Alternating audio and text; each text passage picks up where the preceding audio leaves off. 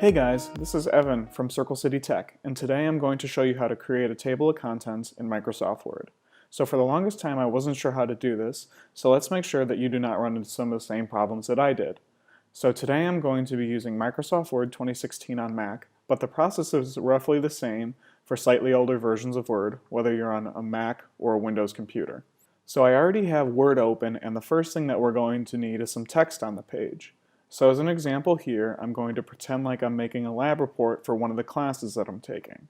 So a lab report has a few main sections to it, and it starts with an abstract, then a purpose, then sections for materials and methods, then results, discussion, and a conclusion.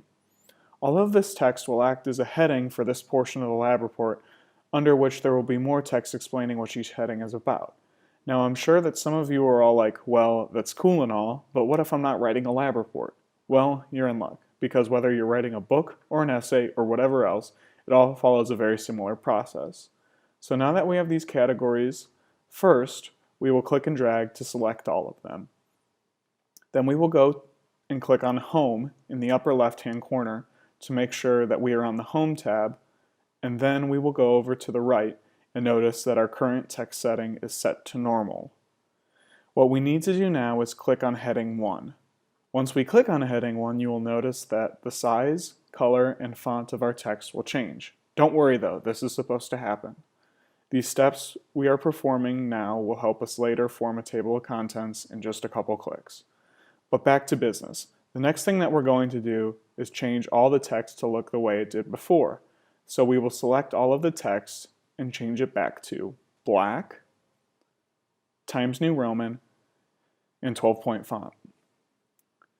The most important thing to notice is that even though the text looks the same as when we first started, it is still set to heading 1 and not to normal. The next thing that I'm going to do is add a little bit of complexity to our headings.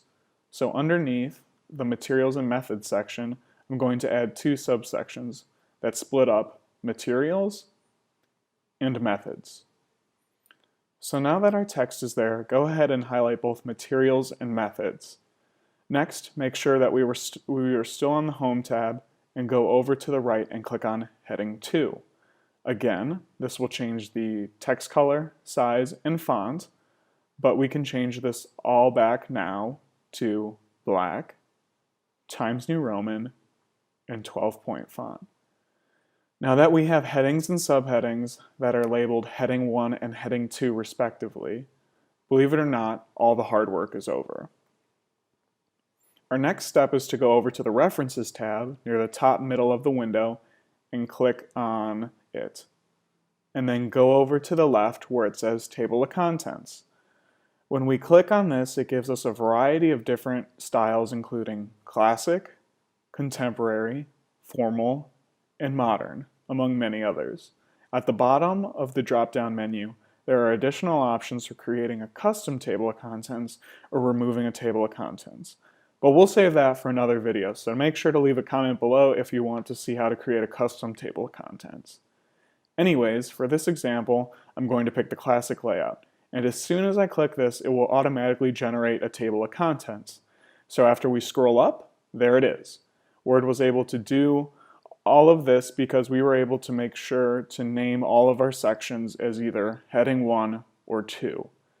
If you had not done these steps, then Word would have not been able to automatically construct this table of contents.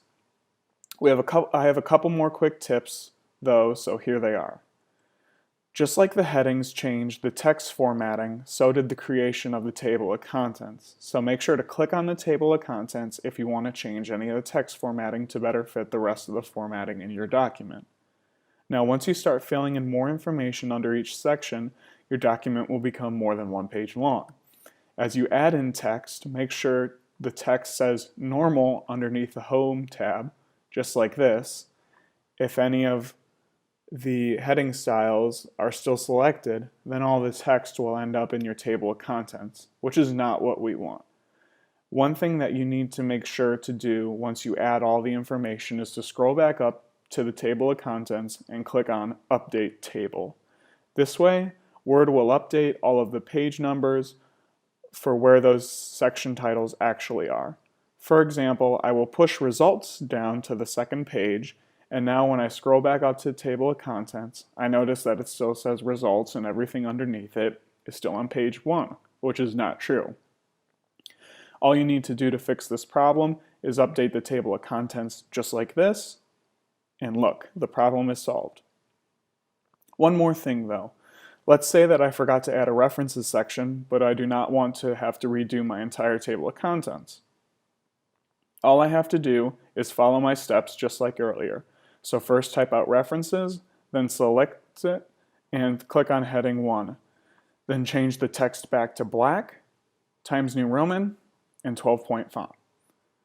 The last thing that I need to do is scroll up to the table of contents and click Update Table, then double check that the references was added, and look, it was, so we're all good.